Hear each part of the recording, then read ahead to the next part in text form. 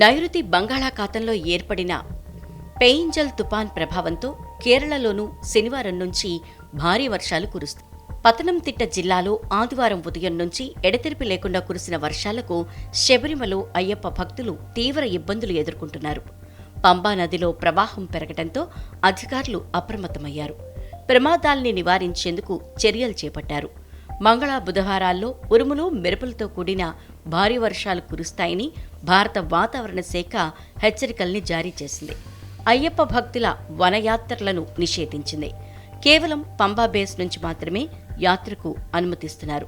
తుపాన్ ప్రభావంతో మంగళ బుధవారాల్లో మలప్పురం, కోడికోడ్, వాయనాడ్, కన్నూర్, ఇడిక్కి జిల్లాలకు రెడ్ అలర్ట్ జారీ చేశారు వాతావరణ శాఖ అధికారులు.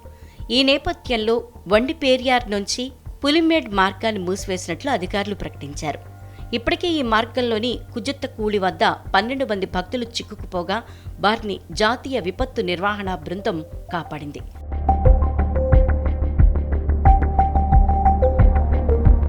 ఈ మార్గం అంతా చిత్తడిగా మారటంతో లోయలోకి జారిపడ్డ 2 భక్తులకు తీవ్ర గాయాలయ్యాయని అధికారులు తెలిపారు.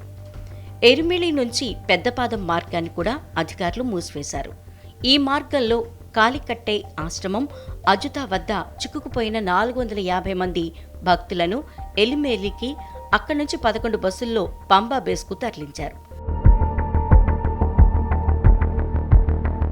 తదుపరి ఆదేశాలు జారీ చేసే వరకు పులిమేడు, పెద్దపాదం మార్గాల్లో వనయాత్రని నిషేధించారు.